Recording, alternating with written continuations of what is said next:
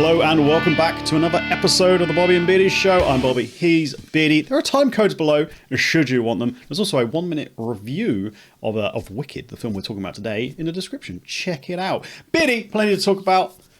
Let's crack on with the show. Released on the 22nd of November, Wicked, Part 1, on a budget of $150 million, is the first of a two-part film adaptation of the musical of the same name. The film was directed by John M. Chu and written by Winnie Holzman and Dana Fox. Holzman wrote the original musical, 21 years old now, with Stephen Schwartz, which was loosely based on the novel by Gregory Maguire, which in turn is based on Frank Baum's 1900 novel, The Wonderful Wizard of Oz, its sequels, and the very famous and beloved 1939 film adaptation where everybody was sick or burned or died. Or yeah.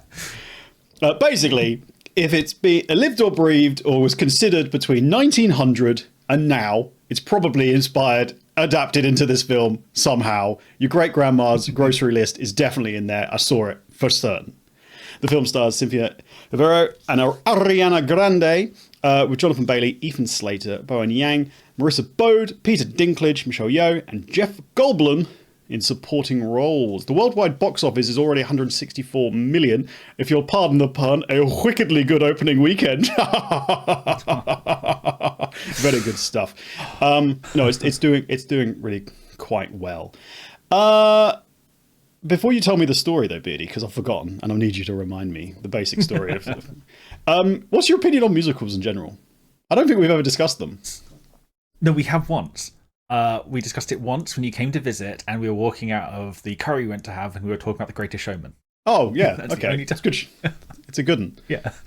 I am very hit and miss on them. On principle, I have nothing against them, but I struggle with some. So Greatest Showman we discussed, I really enjoyed. It's good. Things like Into the Woods, I know is a great film. It's supposed to be fantastic. Everyone who reviews films has said it's brilliant. I can't get through the first 10 minutes of it. I can't do it. And that plays a part in my review of this. Yeah. I'm kind of the same. I love a musical in theory. I've seen quite a few live on the West End in London. Lion King, Back to the Future, Wicked itself. I watched Hamilton on Disney+, Greatest Showman I saw in the cinema. Obviously, you've got the High School Musical trilogy as well. All good stuff. All of equal levels of greatness. There's definitely... High School Musical is slightly the best out of all of them, let's be honest with you. Of course. Have you seen Wicked before? I have not, no. So... a load of the musicals you've listed, I really enjoyed. Hamilton I saw live earlier this year. Really enjoyed it. Wicked hasn't made it to my list, whether live or adaptation or whatever. It hasn't spoken to me. Again, I know it's supposed to be fantastic. People rave about it. I was always curious, but it never came into fruition. You said you have. What were your thoughts of the live show? I'd be interested to see how this compares. So I have seen it, yes. I took Amy to see it for her birthday a couple of years ago. I think Act 1, which is this film, is by far the stronger act. Everyone says the same. Act 2, I dislike, actually. I'm going to be honest with you. During the interval, I was like, this is pretty good. And then the second act happened. I'm like, I don't like what they've done here. To be honest with you. But yeah, let's talk about the main thing, I suppose. It is a musical, even though the marketing doesn't necessarily say it is. They've tried to do that Hollywood thing where they don't show anybody singing, but you can hear the songs. And they've also tried to pull a fast one by removing part 1 from the name, which they previously announced to dupe people. Yeah. So in the same vein as The Greatest Showman and this, I went into it not knowing it was fully a musical. I expected there to be a little bit of musical numbers, but not a lot. Maybe I'm an idiot. Probably yes. But in the first 5 minutes, like, oh no. Oh, what have I done? Oh no. And the cinema was packed, which again, I'm very, very happy about. I want to see cinema do well. We were packed in quite tightly, which is fantastic. My issue with that is I don't want to go to films like this and hear other people singing. Did you have that in your cinema?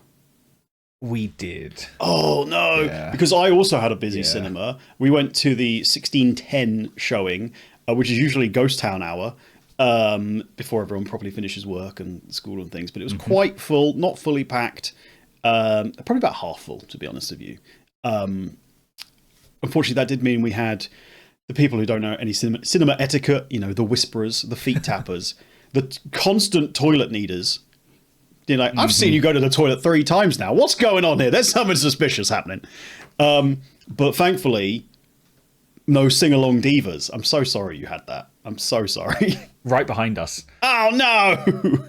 I know. Honestly, there was a point where I was like gripping the chair seat, like, this isn't okay. I like, would have told them makes you to more important absolutely shut the hell up. Yeah. The thing is, there's times for it. I know that there's cinemas that do sing-along showings. And obviously, if you go to the stage stuff, they do sing-along stuff as well. Like, maybe not the proper West End stuff, because really you're there to listen to the West End people because they know what they're doing. Yeah. But there are shows for that. And I understand it's opening weekend and people want to go see it. But like I say, what makes you more important? Yeah, you're just ruining other people's experiences. That's you telling me that happened has infuriated me. I'm very annoyed on your behalf. Good.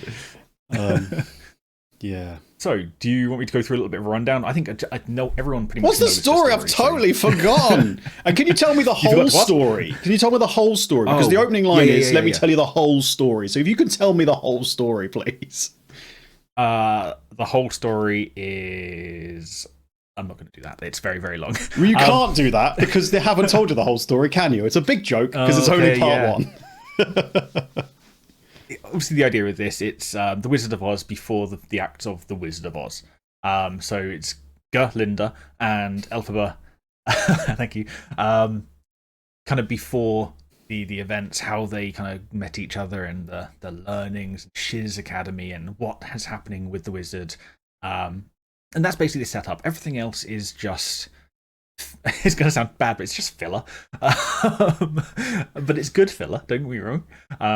But it's just showing off characters, showing injustices, overcoming adversity, the standards. Also, not another teen movie, teenage drama of the cool kid is suddenly friends with the not-so-cool kid. There's a whole song about it in this, apparently, which... yeah, that's when the movie really started to dip for me. I was like, oh my god, this film's going on some bit, and I know where we are in the runtime, and there's still like an hour or so left. I'm like, oh my god. So there's two key things I want to discuss when it comes to this, and I want, for our review, we've never really discussed this, because films that I've disliked I think have been bad, and films that I've liked I think have been good. Are we reviewing based on, is the film objectively good, or did we like it? Well, both. My thumbs up tends to be, would I recommend somebody to watch it or not? Like, ultimately. Okay, interesting. And that doesn't mean it's necessarily a blockbuster, like, fantastic thing, but it's like, you're not going to waste your time watching it, tends to be my thumbs up, rather than god awful. Okay. So I think this is going to take a lot of conversation time. So do you mind if I give my thoughts? Because my thoughts can be summed up in one word. Okay, well, this is not going to take up much time, is it, if it's going to be one word? This is going to be quick. All right. Explaining it will take time. Blast away. Whelming. It was not overwhelming. It was not underwhelming. It was just whelming to me. It was fine. Their acting was good. The set design was good. The costuming was good. The singing, as much as not all of it was for me, was good. The choreography was good. There was no part of it I can say was bad. Mm-hmm. I just didn't come out of it thinking, you know what, this was outstanding. I want to recommend this to everyone and you should go do it. And I loved it. It was fine. I don't have a strong emotion either way. Yeah, I think I'm kind of the same. Because there's nothing bad about this. It's good. The music in Wicked is great. Like, the actual music you're hearing. Ignore the singing for a second. The music is fantastic. And then you add the songs, and everyone's a good singer, and things. But I think they've hobbited this. They've taken something that's this long and they've gone, right, we're going to make it this long, and they don't need to. The runtime of Act 1 in this is the same length as the entire show, including interval, as the musical on Broadway on the West End. And that's madness, and it drags in the middle as a result.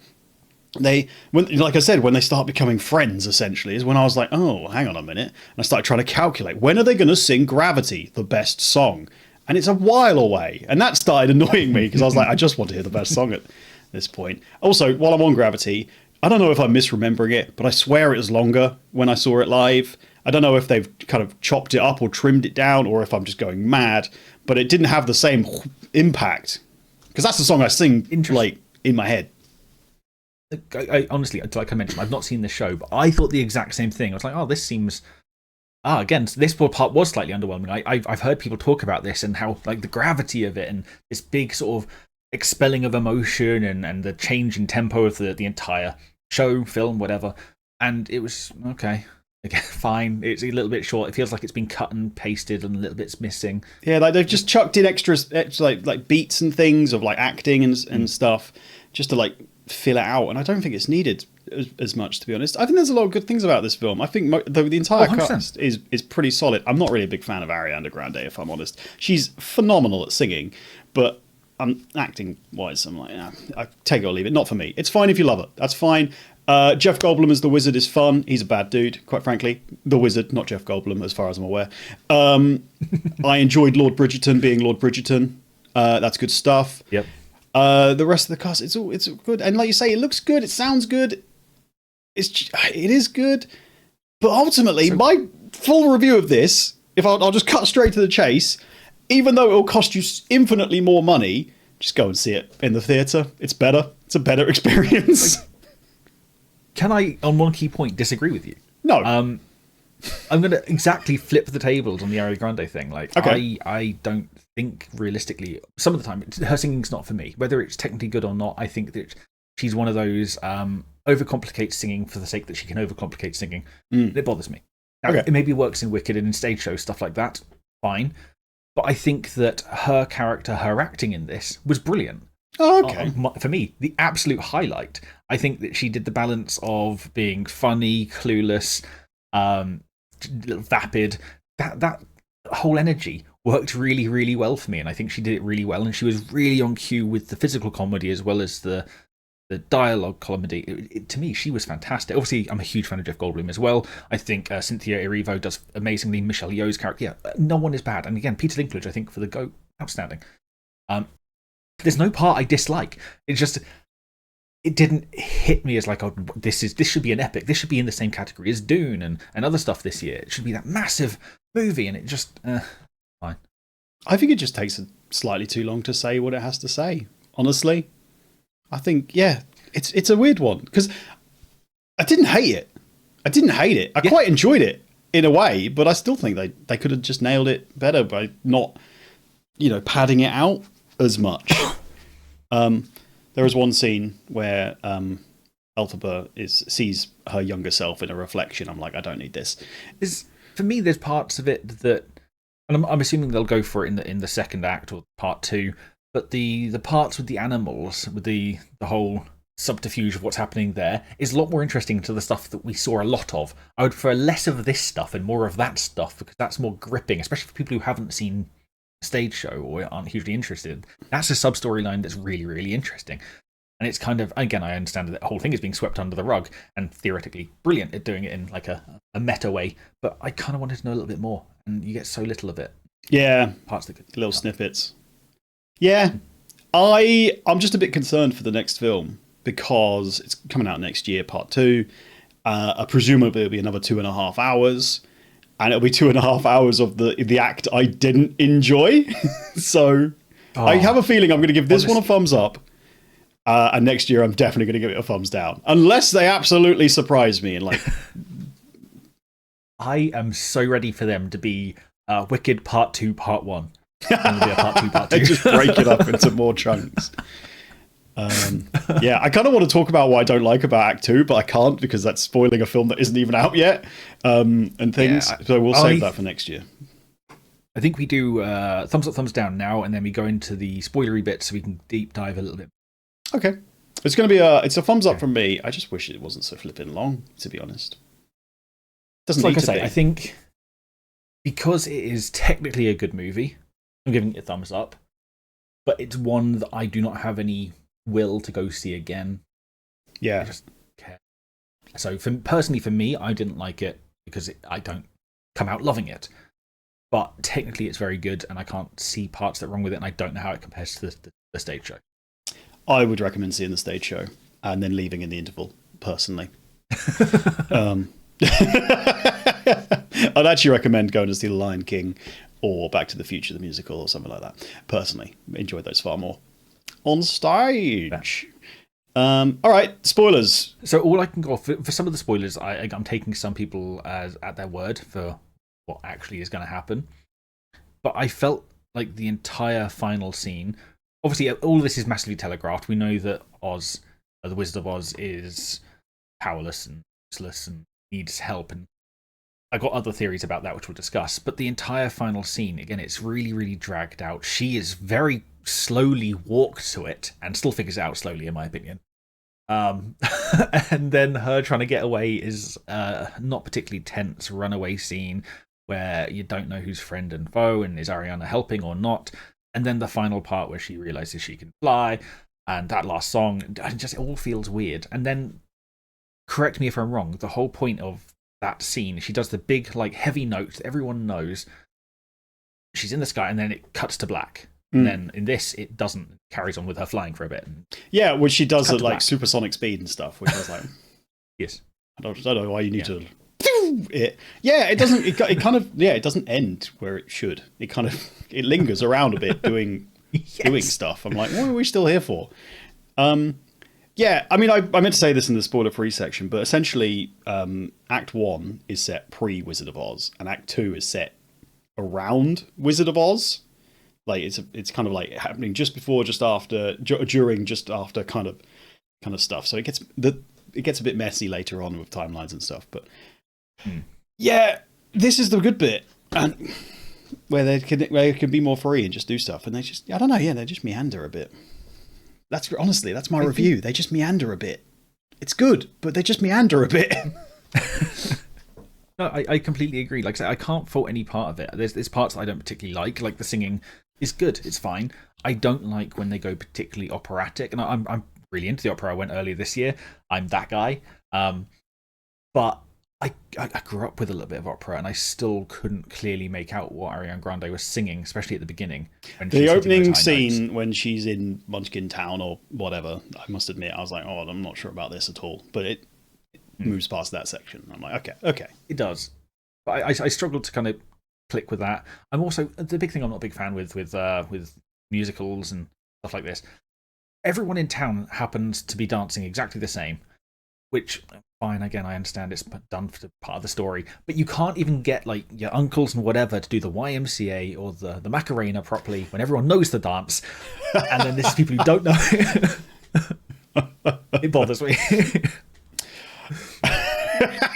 I mean that seems like a very specific kind of argument you're having there. It's been born out of like genuine annoyance and rage from your own personal experiences. Too much dancing in the world, stop it. Yeah. Too much fun. You're too good at this, everybody. Stop it. Yeah. Again, that is kind of a thing. I was thinking about this earlier. I don't mind that, by the way. I think that's perfectly fine. What, people being good at things? Yeah, people being good at things. I'm all for it. Yeah, be good at stuff. That's what I say. Yeah, I mean, I'm done, really. That's my review. So if you've got anything else to say, go for it. But my review is it's pretty good, but the stage show is better and shorter, and just, I don't know, watching people sing live and the band play live and all of the moving, scenery and stuff is just a much more enjoyable experience to watch than. I mean, they've built real sets and things, but yeah, it's just a better experience. Yeah, I think you're right. I'm kind of done as well. Like, realistically, I think for me, whelming. It wasn't overwhelming. It wasn't underwhelming. It was just, if you're like into it, if you're into musicals, go see it. It'll be good. You know what? It's probably worth seeing anyway. But I wasn't. Yeah, I think a lot of people will go and see it. I think it's going to do really well. But yeah, go see it. Have a good time. Don't sing in the cinema though. Don't sing in the theatre either. That's the thing. If you started singing in the theatre, they'd chuck you out instantly. But because you're in a cinema and they only check up once every half an hour, you get idiots talking and whatnot. So don't ruin everyone else's experience. Anyway, we'll wrap up there. Thank you so much for watching and listening. Like and subscribe if you fancy it. 1 minute reviews available. Spotify available as well. We'll see you very soon. Maybe for some Christmassy sort of stuff, because it's almost Christmas. Merry Christmas, everybody. Or not. Who knows? I don't know what we're reviewing next. Is it Moana 2 next, actually? That's not very Christmas. I thought it was, but that's not very Christmassy at all. Christmas soon, don't you worry. Moana. The Rock's back, everybody, and in a big way. Two films out in the cinema at the same time. Good stuff. Thanks very much. We'll see you soon. Farewell. Bye-bye.